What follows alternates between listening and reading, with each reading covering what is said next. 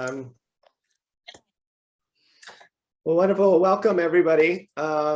It's really a special day, at least for me today, I think for Trevor as well. Let's see, let me introduce myself. My name is Matt Knope.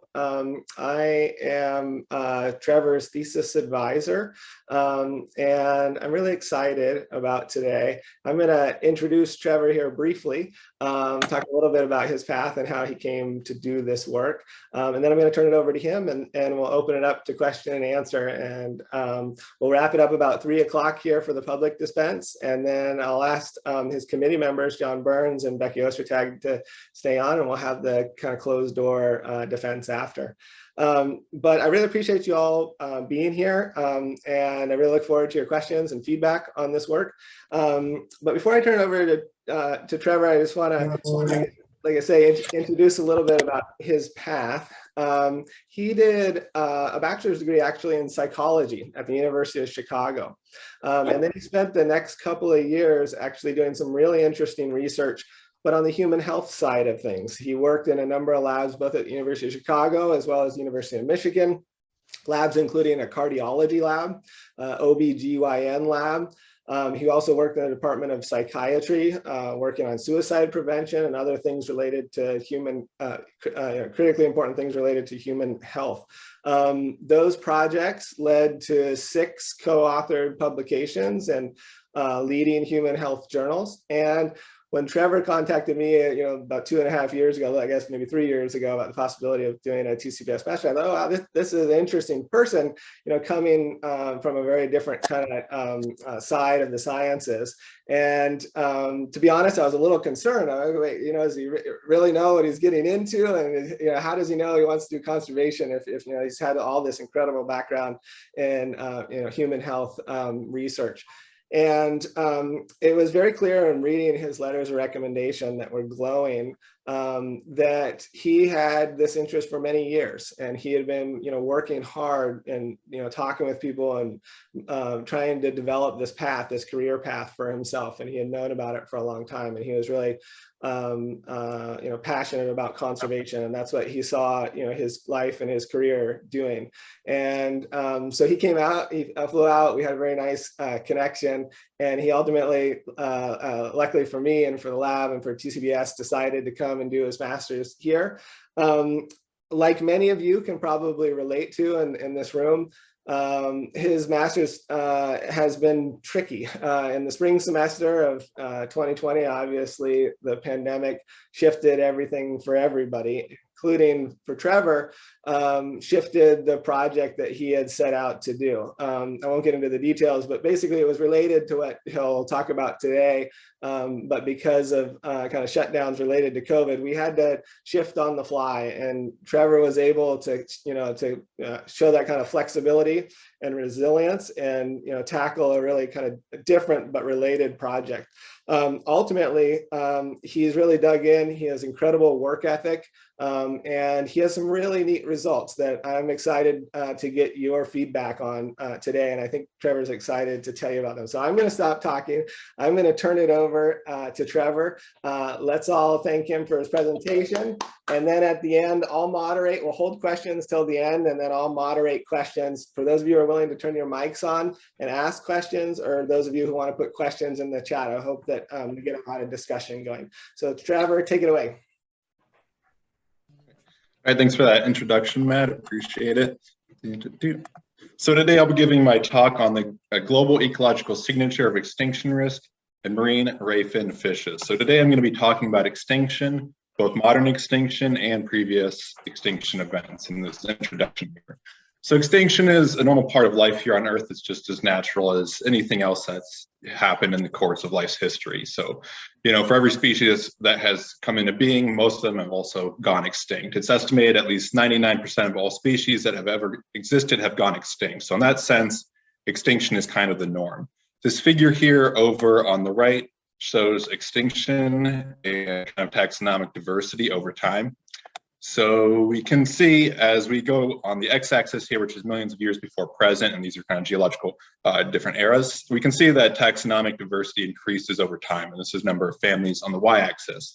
So overall, life has become more diverse as time has gone on. However, there are these big, sharp downward spikes in taxonomic diversity, which corresponds with the big 5 previous mass extinction events. So these are events when a huge number of species went extinct. So when we're talking about extinction, there's a couple different ways that it can be understood. One of those is extinction magnitude. And this is just simply the number of species that are going extinct for any given time interval. So this figure here shows the percentage genre that have been lost over time using the same x-axis of million years ago. You know, there's been a lot of extinction, and there's these different spikes here which correspond with bigger and some of the smaller extinction events when the extinction magnitude has really spiked upwards. And we define extinction, a mass extinction event, as being when about 70% of all species go extinct. So people, you might hear in the popular press, people talk about us being in a mass extinction event right now, the 6th mass extinction event. And I'll get to that, but we're not really there yet because we're not close to that threshold yet of 75% of all species going extinct. So in talking about magnitude and where we are in terms of a mass extinction event, I think this figure is really helpful. So over here on the left is the percent of species that's actually gone extinct by these different taxonomic groups. And then on the right is the how many of these species would be extinct if all the species who are assigned a threatened extinction risk status went extinct. So kind of if current trends continue and these species became extinct, you know, how much of percent of life on Earth would we have lost by these different taxonomic groups? And for my talk, I'll be focusing specifically on the ray fin fishes, but we can see in general, if we project trends forward, we'd have these rates of loss. And that's still not up to the 75% threshold, but it is quite high, and it's definitely something that's abnormal. So another concept that's helpful to talk about and understanding if we are headed towards a mass extinction event is extinctions per million species per year. So this is the extinction rate. This is just how fast species are going extinct over time. An important thing to note with this figure is the background rate of extinction, which is just the rate at which species are going extinct during non-mass extinction events. So you can think just kind of like the normal rate of extinction. And we can see on this figure, the x-axis is time, in this case, more recent human history time. And we can see really since the industrial age here in the 1800s, it's pretty exponentially started to go upwards, the rate of extinctions. So although if we look at this slide, we're not kind of close to the 75% yet, the rate of extinction is definitely increasing. And if that rate holds steady, then we are going to start to, you know, over time approach this mass extinction event. Another way of thinking this from the same paper by Bartnowski is to kind of look at the rate of extinction and project it forward in time. So over here, these vertical lines kind of represent magnitude again, and this is the magnitude of species that went extinct during these previous mass extinction events. So for example, during the Permian, about 95% of all species went extinct. These dots up here represent how fast the rate would have had to have been to cause that much extinction over a 500-year time interval. So one thing with talking about modern extinction is that these previous mass extinction events took lots of time to happen. Where the modern extinction event we're talking about now in the last graph I showed, that's a very short time interval in terms of geological time, where, you know, we're talking about 400 or 500 years, we're starting to see these big spikes. So if we compare it kind of the rate that it would have taken for this and the rate we're at over here right now, although we're not quite there, the rates are starting to kind of approach where they were during these previous mass extinction time intervals. And this paper in particular estimated, although we're over here on the left for magnitude, if these rates continue and if the threatened species go extinct between 240 and 2,270 years, we will cross 75% threshold and enter into a mass extinction event. And in geological time, you know, 2,000 years sounds like a lot as a human, but geological time, that's a really, really, really, really quick time to have so many species going extinct, and really kind of highlights the importance of the current state and kind of the crisis period that we're in. So overall, I'd say to that answer, are we in a, you know, 6th mass extinction? We're not right now, but if current trends continue and the way everything's pointing, it looks like we will be entering into one pretty soon, similar to what's already happened previously on life here on Earth and represented by these dots over here. So that's obviously huge deal, very bad, not good. And it's critical that we're in this mass extinction event that's starting to unfold in order to better address it and hopefully halt it and preserve some of the biodiversity that we now see. So a lot of these figures I've been showing have been for the terrestrial realm. And the terrestrial realm has been much better studied than the marine realm. And that makes sense as terrestrial animals ourselves. It's easier for us to study things that exist on land that are around us, and the seas have been just not as well explored in general. So this figure is from 2014, and it shows the percent kind of endangered and extinct by different taxonomic groups. And on the left is terrestrial, on the right is aquatic.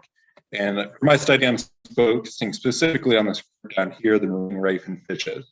But the key part of this is that this dark gray here is unreviewed. So these are kind of species without any data to even begin to assess whether they have you know, a higher or lower extinction risk. And data deficient species with some data, but not enough to assess them.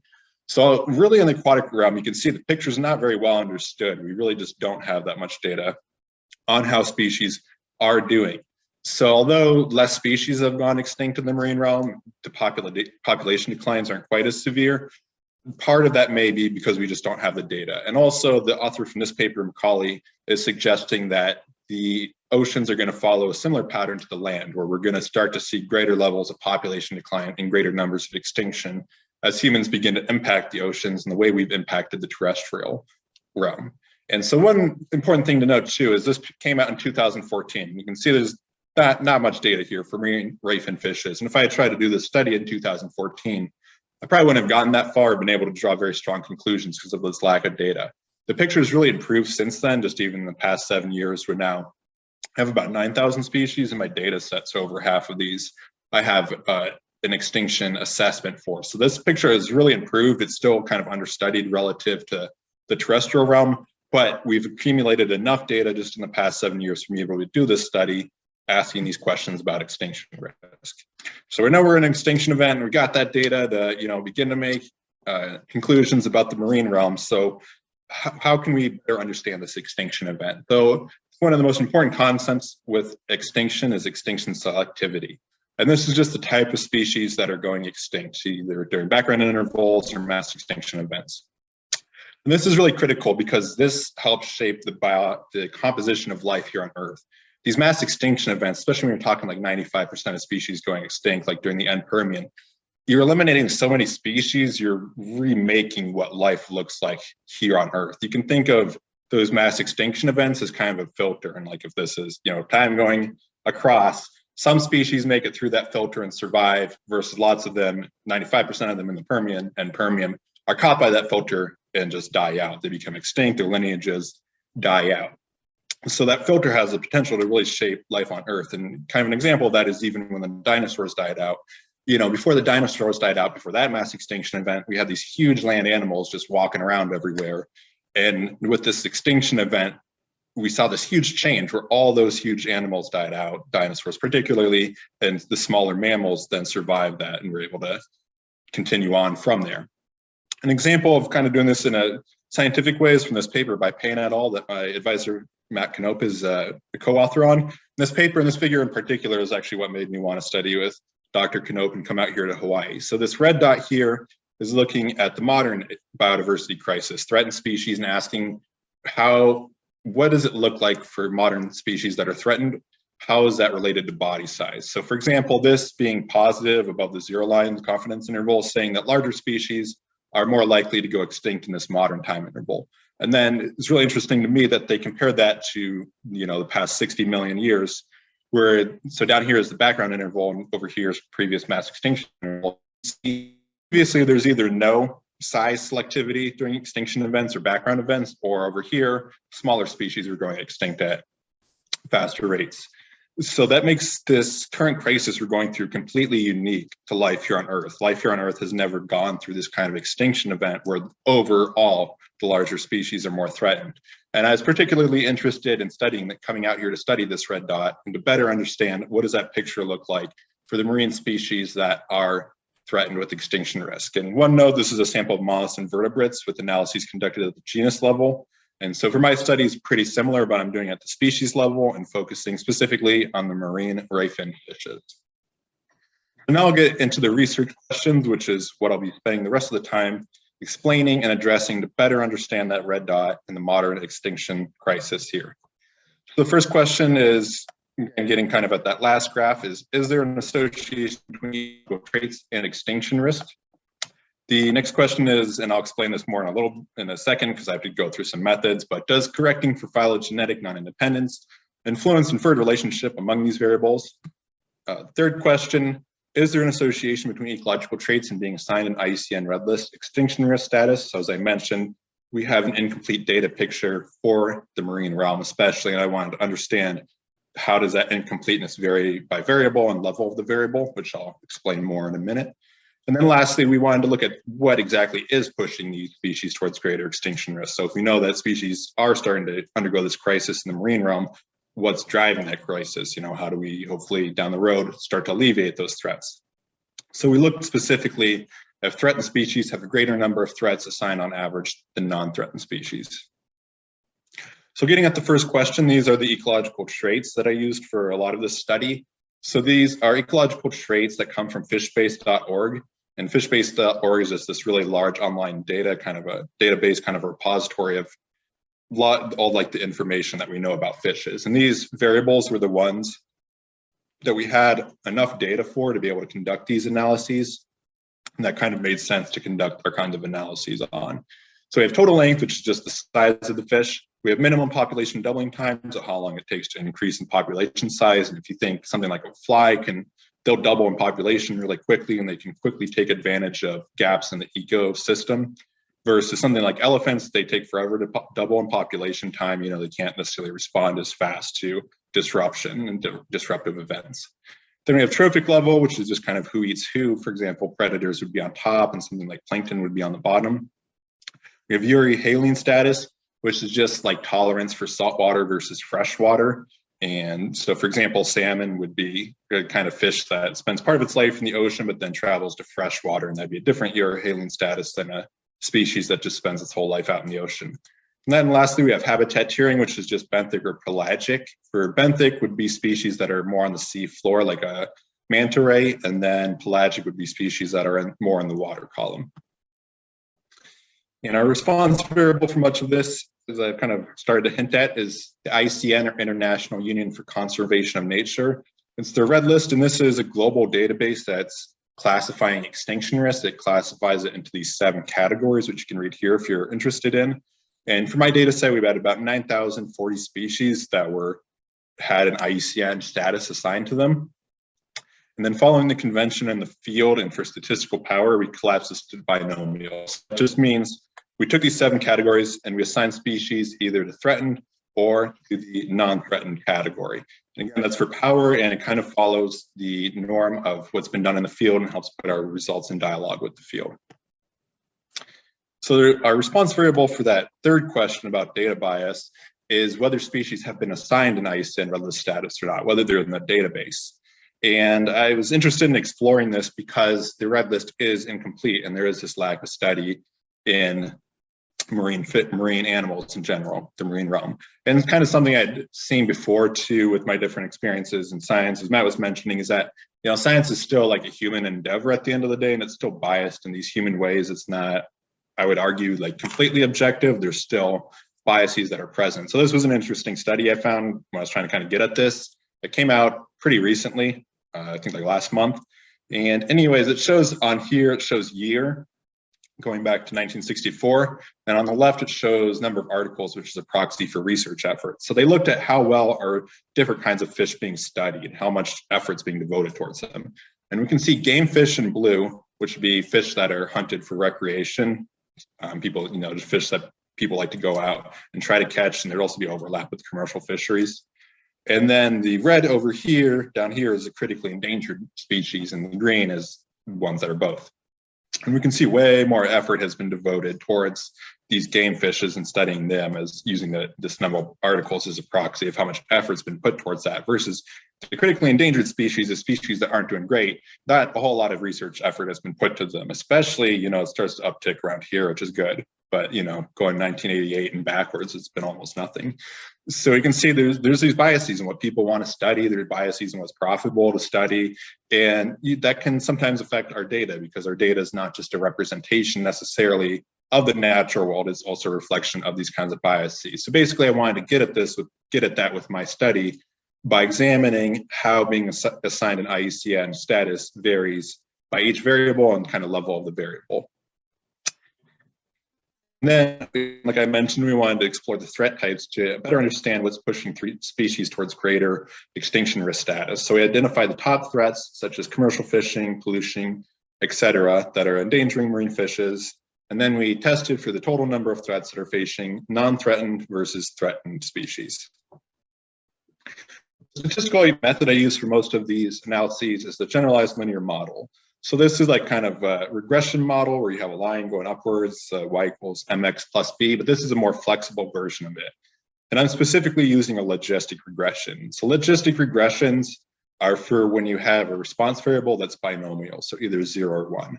So taking this example, let's say this is body size on the x-axis. And for 0, we'd say non-threatened. For 1, we'd say threatened. And our data would look like this, where some species are going to be in the non-threatened category, some are going to be in the threatened category. And we're asking, as we move along this x-axis, is there kind of a trend to how the species are falling on between these two possible kind of outcomes? And the idea is to try to draw this line here, hopefully, in the data to examine how does that trend, what does that trend look like? So a logistic regression is trying to draw this line with the data. So I'm reporting statistics here in a minute. We're kind of trying to get at what does this line look like in the relationship between the variables. And then getting at that the second question rather, about phylogenetics. So when we're doing these analyses, we're doing them at the species level, and we're comparing different species to each other. However, there's an pretty big issue with that, which was first identified by Purvis et al. Back in 2000. People started becoming kind of more aware of it back then, which is that we're violating model assumptions. So we're assuming that species when we run these models, we're assuming that each data point's independent of each other. That's very much not true for species, because if a species is part of the same genus or even the same family, they're going to be more similar to each other, and they're going to have or be more likely to share traits in common than if they're part of distantly related genuses. So we have this issue now. This field had this issue. So, and to better illustrate what the issue is, and I think this kind of helped me understand it when I was trying to get my head around this issue. Say we went out and we collected this data similar to my study, where we're asking about body size and extinction risk. And we go out, we find, we had 5 species that were small and had low extinction risk, and we had 5 species that were large and had high extinction risk. And so great, we have 10 data points here, and we can make this conclusion that there's this relationship between body size and extinction risk. And this would be an example of kind of just doing the generalized linear model without incorporating phylogeny. The issue becomes this is what the phylogeny looks like. So this is a phylogenetic tree kind of showing evolutionary relationships. This X would be a common ancestor. But the point is, if all of these small species were, let's say in the same genus here, they're all going to be related to each other. So we'd expect them to all be pretty similar in terms of size and being at low extinction risk. And if these larger species are all part of the same genus down here, we'd expect them to be all similar. They're very much not independent of each other. They're very much related to each other. So we run into this issue. And the way we address that is with phylogenetic GLM, or as I'm going to refer to them, phylogenetic. This basically just incorporates phylogenetic relationship, and that just means it incorporates this tree diagram down here, incorporates them into the analyses to kind of account for these evolutionary relationships and penalize if there is clustering, like we saw with that example. These are specifically run in R using the PhyloGLM package developed by Professors Ho and Ann. And this is a specific code for anyone curious, but this is just an example for total length. An extinction risk where we have risk by total length. Phi is our phylogenetic data. Data is our data set. And yeah, that's just one of the methods we use. We get these phylogenies, those trees that I just showed, given an example of, we get them from Robowski et al. In his study in 2018. And so this is what the tree axia looks like that we're using. This is what it looks like for that example with the little X. And the idea is to take into account all these different relationships when we run the analyses to correct for that issue that I highlighted earlier. And Robowski et al. Is the one who built this phylogenetic tree. They started out building it when they had genetic data for 24 different loci, and assigning species based on that genetic data to kind of different places in the evolutionary tree. And then once they ran out of genetic data, they assigned species based on taxonomy. So just assigning them based on similar taxonomic families. And yeah, So they built the trees that way, and there's a certain amount of inherent variability when building these trees because there's still a lot we don't understand. There's only so much genetic data we have, although it's improving over time. So they generated 100 different trees, which is just kind of helping to address that uncertainty by creating 100 different trees. So when I run these models, I'm actually incorporating 100 different variations of this tree and reporting kind of results across those 100 different trees. But overall, the idea is to incorporate all these different relationships into the analyses. So that's all great, but it's still an issue with it in that it's not entirely clear if the approach is needed. It was kind of highlighted early on that it's an issue, and it does violate the model assumption of independence of data, but there's a cost to incorporating them. There's more limited data for the phylogenies, although it's getting better, especially with advances in genetics. There's still limited data, and for this, it reduced my sample size by about 10% when I had to match to just species that had phylogenetic data. It creates uncertainty. You know, as you saw, even there's uncertainty in the phylogenetic models themselves, hence why there's 100 of them. And just in difficult, they're more difficult to run, which I think could be a barrier to people using them or even wanting to do these kinds of analyses in the first place. So it was a relevant question of, you know, it's nice on paper to incorporate phylogenetic information, but is it actually needed? Is it worth the cost in terms of uncertainty and limited data? And so to get at that, my second question, we decided to compare the results we got for phylogenetically informed GLMs to just regular GLMs. In my last slide, before I get into my results, I kind of wanted to go over how I'm going to present these results to hopefully make them a little more understandable. So over here, we have sample size, which is just the number of species in my data set, or by kind of each level of the variable. And that varies because there's differing level of coverage by variables. So some variables there's more data for, some there's less for. The estimate is the log odds. So the way to think of this is, say we have body size and we're asking about extinction risk. And if we go from 1 millimeter log body size to 2 millimeter log body size, we're asking how much does my odds of being in the threatened extinction risk category increase? So it's log odds, but you can still kind of think about it as odds. Like how much more likely am I to be in the threatened category as my size increases? So it kind of helps paint the overall picture of which direction the association between the variables is going in.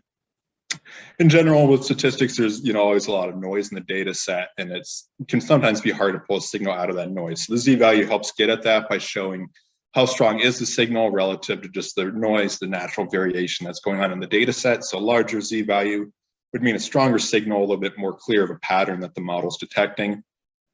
The directionality of the z-value would also help tell you the direction of the association. And then lastly, we have the significance over here, which is just the p-value and helping determine if the results are statistically meaningful, if they're different than what we'd expect to find by random chance. So now I'll get into my 4 questions. So question 1, we have, is there an association between ecological traits and extinction risk? So this first one is for body size, and we see that there is this trend with body size. As you become larger, you become more likely to be in the threatened extinction risk category. And so N is 4,146, the estimate is 0.74. So as I was saying before earlier, let's say you go from 2 to 3, you increase in size that much, your log odds of being threatened would increase by 0.74. So you're increasing the chance of being in the threatened category by that much. And z-value, moderate z-value here is showing we have this kind of signal that we detected, significant p-value. And looking at this, so we have here on the left, I'm going to be showing a number of these, a superimposed histogram. So I made a histogram of non-threatened and then a histogram of threatened and kind of overlaced the two of them. And then this purplish color down here is where the two are overlapping. So you can kind of interpret that as threatened. So looking over here, the pattern isn't as clear. There's not actually that many species that are threatened if we're looking at overall count of species. But I think if you look at the percent graph over here, it becomes more clear the pattern. So we see here, looking at the percent of species threatened by log size. Over here on the right, we have a pretty big increase in the percent that are threatened, and very clear trend. Over here to the left, there is also a little bit of increase as well, maybe not quite bimodal, but it seems also to the smallest species are a little bit higher chance of being in the threatened category than in the middle here. And so this corresponds well with what we know from the literature and just human behavior in general. So since the Pleistocene era, especially on land, humans have been selectively hunting larger animals and driving those animals towards extinction or huge population declines. And that makes sense if you're in a hunter-gatherer society and you're going to go out hunting. You don't want to like catch a mouse. You want to get like a moose or a cow or something like that. You want to get something big that's going to feed everyone, And especially as humans got better at hunting and capable of hunting larger animals, that was just the natural preference. So for a long time on land, humans have really been driving larger species towards greater extinction. That's been going on for tens of thousands of years now, this trend. And so the marine realm, I think it kind of took longer for that trend to emerge because the technology wasn't there as much. But now, especially with modern commercial fishing practices, we're also seeing the same trend that the larger the species is, the more likely it is to be threatened with extinction, be at a threatened extinction risk. And that makes sense too. If you go out fishing, you're going to go catch a fish. You want to go catch a big fish. You want to get a big one to brag about it to your friends and have a nice dinner. You don't want to like go out and catch like a fish that big. That's not exciting. So it makes sense that even, nowadays, I think everyone can relate to that behavior that you naturally want to get things that are bigger. And I think the interesting thing is that we've had enough of an impact on the environment that we're now starting to kind of reshape life on Earth in this way, where we've done so much hunting and killing of larger things that we're starting to drive those towards extinction and make them less common. And this is something that we see, like I said, really strong on the terrestrial. We're starting to see more on the marine realm as well. So it corresponds well with what we know about humans. For population doubling time, we found that slower population doubling times are at greater extinction risk. And one thing to note is that the reference category here is less than 15 months, species categorized as less than 15 months. So when running these analyses, we're asking, how does, for example, being at 4.5 to 14 years doubling time, how does your extinction risk vary? How does it compare to those at very low extinction risk? Or sorry, compared to those of the reference category. So anyways, if we look at these results and we look at the estimates, first one was non-significant, but these last two were significant, where the estimates increasing as the population doubling time increases, meaning these species are more likely to be at heightened extinction risk, which makes sense that as a species takes longer to double in population, it's less likely to be able to deal with be able to respond to threats in the environment. Moving on to trophic level, we didn't find any association here for a trophic level. You can see the p-value is kind of high, the estimate's close to 0, so no trend. And just visually, the graph, there's not really any clear pattern that emerges. There's just kind of maybe a little bit of clustering here in the middle, but no clear pattern. And this is something that's been still kind of an open question in the literature. Some studies have found an association trophic level where the predators are at a higher extinction risk. Other studies haven't found any association of trophic level and extinction risk. So it still seems to be an open question. In this particular analysis, we didn't find any association, but I think it's something that still needs to be studied better, and it's still not entirely clear if there is overall a pattern there or if there's not one. But at least for this study, with this set of species in this model, we did not find any sort of pattern. So then moving to Euryhaline status and movement into brackish or freshwater, we found that movement into brackish or freshwater does elevate extinction risk. Reference category here is marine only, so we're comparing all these to the marine only category. And we can see marine and brackish at a bit of an elevated risk, but then the estimates and the z-values more than double for marine, brackish, and freshwater species. So marine and brackish species would be like species that are kind of by the mouths of rivers, like Hawaiʻi or Richardson's, where freshwater is being introduced into the marine realm. So you have this mixture of fresh and marine water. And on the other hand, marine, brackish, and freshwater would be species that migrate either from or to the marine environment. So for example, salmon that move from the ocean back inland to freshwaters. And I think this makes sense. Marine and brackish species that are by kind of the mouths of rivers and whatnot, they're going to have to deal with pollutants and runoffs from the rivers that species out in the middle of the Pacific aren't going to have to deal with. And then specifically for fishes like salmon that have to migrate inland, they're facing a range of unique threats that fish out at sea wouldn't face. So for, if you're a salmon swimming back, trying to get back to your spawning grounds way inland up some river, you have to deal with pollutants in the river. You have to deal with development like houses and dams and whatnot along the river.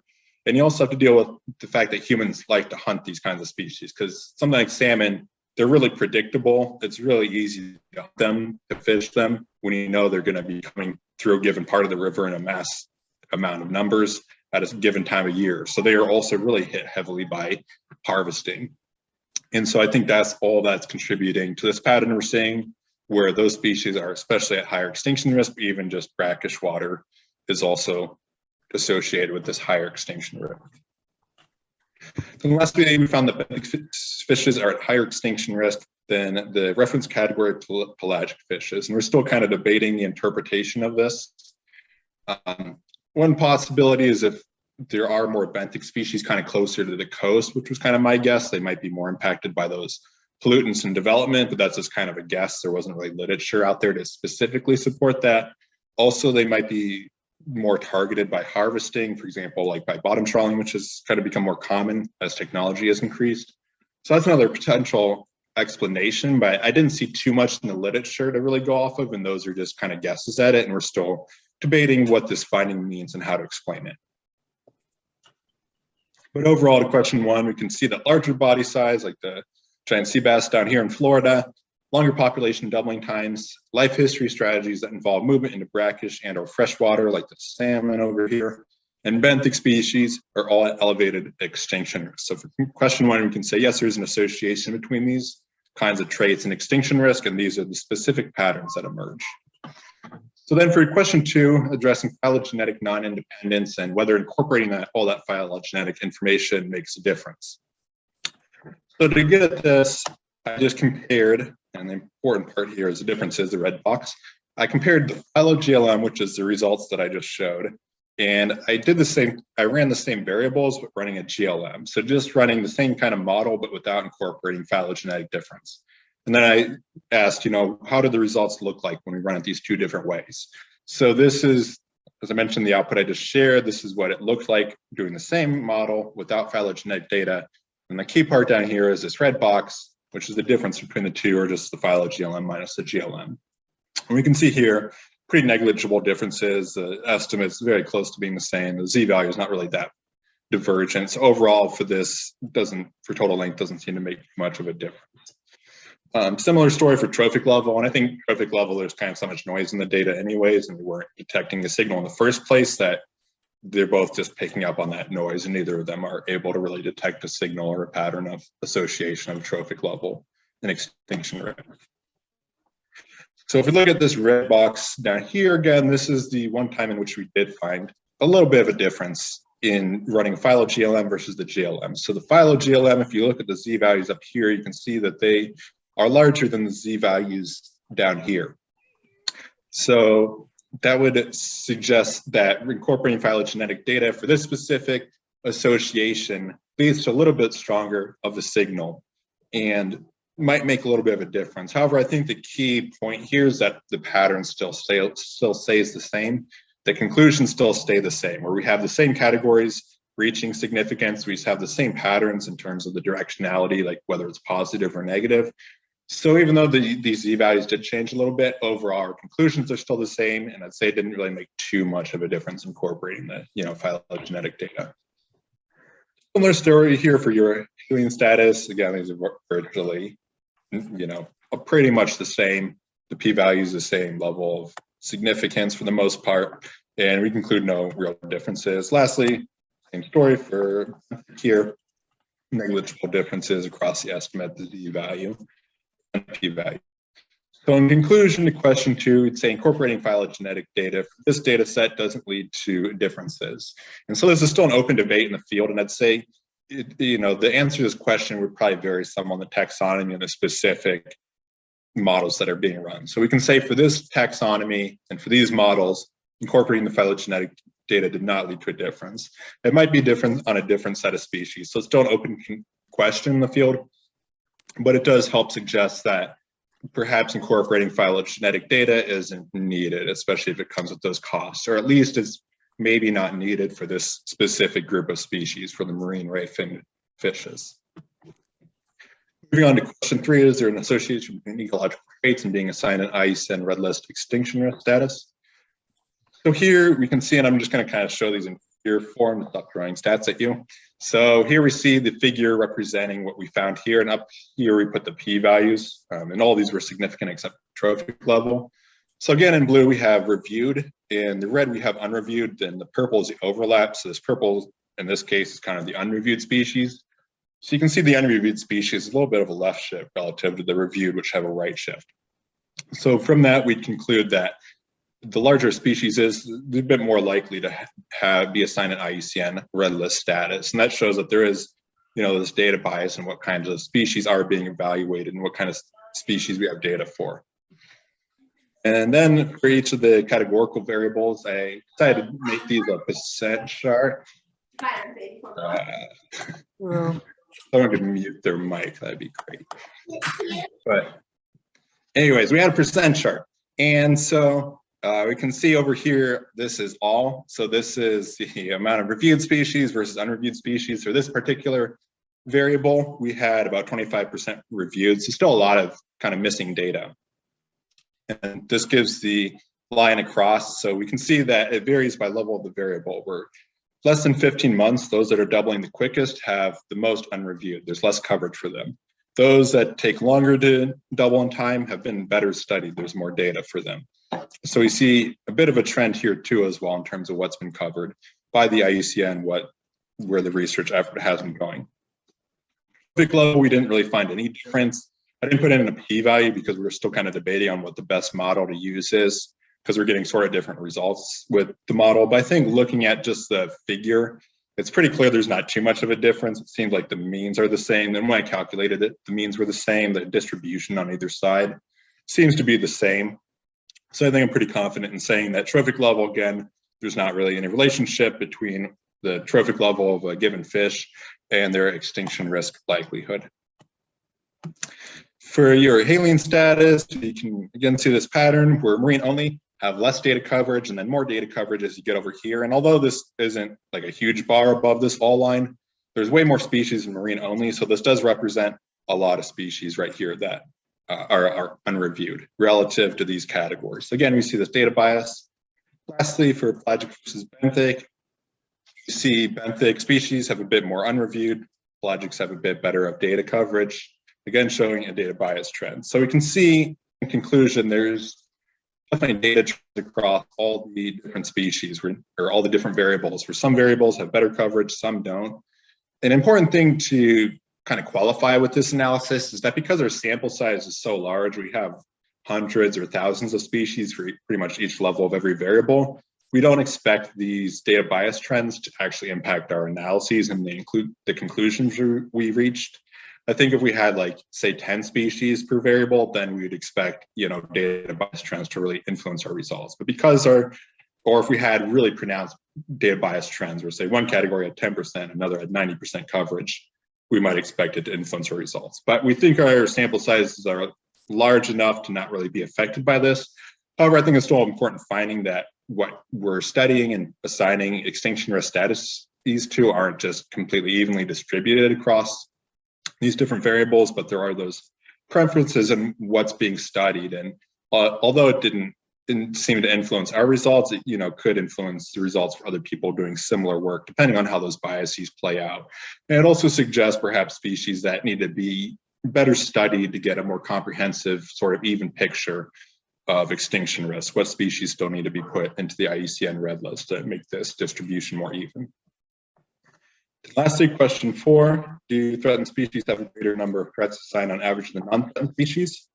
So before I get to that, I just wanted to show all the threats across all the different species. And so this figure came about because the IUCN also keeps a database of threat types impacting species. And so for this in particular, I wrote some code that downloaded these threat types from their API and then kind of built this figure based off of downloading those. So if we look at this figure, we can see on the y-axis here is number of species. So this harvesting up here above 2,000 means a little over 2,000 species in my data set have been assigned the harvesting threat type. And we can see for, a really clear trend here that harvesting is really what's driving these species towards greater extinction risk, or at least we're guessing it is because it's the most common threat type. So it appears that and based on the literature as well, that it's commercial harvesting that in particular is really driving population declines and greater extinction risk among marine fishes, and that's the way we are most strongly impacting marine fishes and most likely to drive them towards greater extinction risk or to greater extinction. And that really, I think the modern rate and way that we harvest marine fishes in particular doesn't seem to be sustainable. It seems to be heralding, that sixth mass extinction, at least for marine fishes. And I think, these results help support that literature and help demonstrate just how bad harvesting is for these marine animals. Next couple of most common ones, pollution, development, and climate change. There's a bit more of a fall off after that. So I'd say, these are the next things that are pushing those species towards greater extinction risk, and climate change is down there a bit, but we expect that to increase as the climate situation most likely worsens, over the coming decades. To answer my question, we did have a greater number of threats on average than non-threatened. So this is a violin plot, which is kind of like a histogram. So the way to think about this is this blue down here. As it gets wider, that's kind of like the count of species that have one threat type, just one threat type assigned, one and not more. So this being wider here means there's a lot of species that have been assigned just one threat. It's smaller, that base for threatened, meaning there's less species that are threatened that have been assigned one. So you can kind of, that's the overall pattern that you have as you move up this figure. But really the important part and what we're focusing on too is just these black dots, which represent the means. And we can see there's about, on average, 0.5 more threats assigned to threatened species than non-threatened species in the marine realm. And this is interesting because it corresponds well with the work of Maya Mortimer, who some of you are familiar with, who is also a graduate student in my lab, did a lot of really great work in the terrestrial realm, very similar to what I've done. And so she generated these results as part of her master. And so you can kind of compare the results from the marine realm to the terrestrial realm and say, how does this pattern change versus stay consistent between these two different realms? So you can see for threat types down here, there is a different pattern of threat types on land, which is kind of expected because animals on land in a different way. And these are for terrestrial vertebrates in particular. So we can see agriculture, logging, really having the biggest impacts, and wouldn't really expect, well, obviously not logging, but also agriculture wouldn't really expect that to have an impact in the marine realm. So terrestrial vertebrates are facing a unique set of threats relative to the marine ray fin fishes. And climate change also farther down in the scale down here versus a bit higher up with marine ray fin fishes, so maybe impacting marine ray fin fishes a little more. Then this is a violin plot, which is the same idea as this plot right here. And we did find a significant difference between those means. Although they are close, they are still statistically significantly different, where threatened species have a greater number of threats assigned on average than non-threatened species.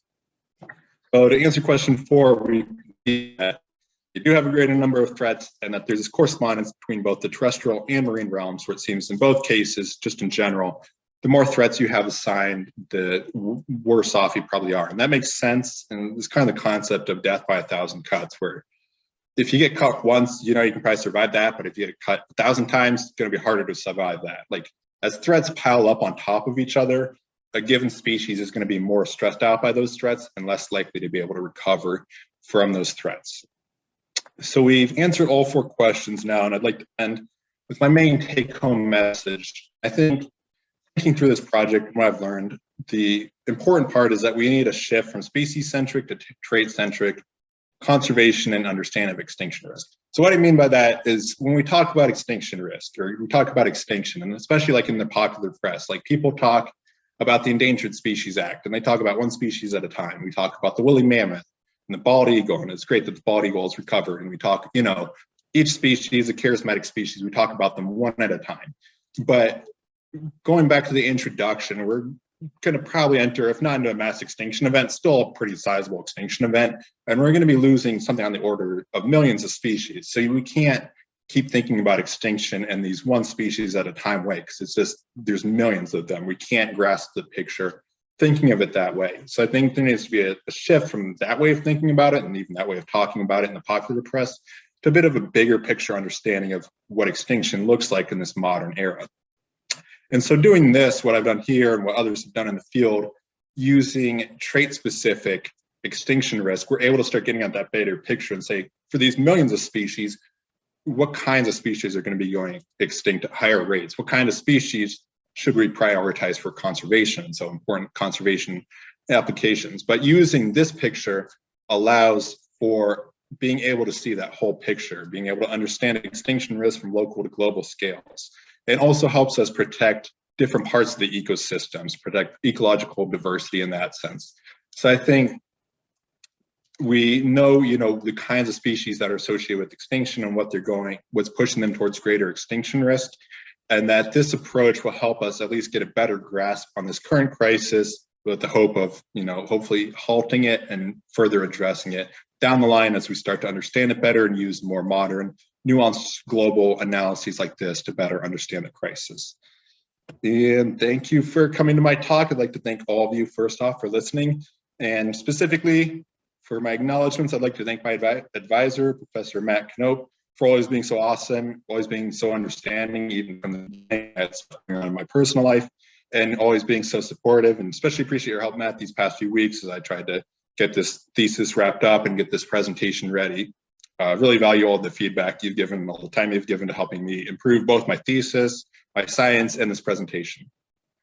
I'd like to thank my committee members, Professor Becky Ostertag and Professor John Burns, for all their assistance these past few years in giving their input, helping me shape this thesis and give great ideas, and helping me revise my manuscript. I'd like to especially thank Maya Munsterman. She really shaped the path for me because her thesis was very similar to mine, but she was doing it for the terrestrial realm. But she really helped because a lot of the challenging parts she had kind of figured out on her own, and was very generous with sharing her code and her approach to solving the issues that also came up for me.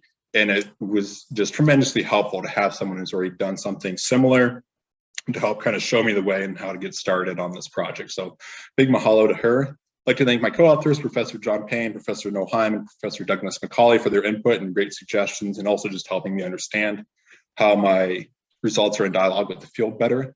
I'd like to thank the undergraduates who assisted me on this project, Jeff Regalario, Angela Colin, Lily Gavigan, Sydney Lewis, Christina Wine, and Natalie Zelaya. They were really helpful in collecting data. It was a lot of hard work, kind of a lot of not the most fun work, but so that meant even more to me that all the time they put into this project, helping develop it, and then also helping to develop the analyses as the project matured. I'd like to thank Professors Lam Ho, Professor Cecile Ann, and Professor Liam Revel for their assistance with the phylogenetics. They answered a lot of really difficult questions I had about how to incorporate these phylogenetics. I'd like to thank everyone in the TCBES cohort for all your support and friendship, especially that first semester when we were all trying to survive together. And lastly, I'd like to thank the NSF CREST grant people from which I was supported for my master's on, specifically Professor Pat Hart, who secured the grant, Doreen Kozimi, and Dr. Terry Chong, who helped with the support from that grant. So again, thank you all for coming, and I will take any questions now. Wonderful, Trevor, thank you.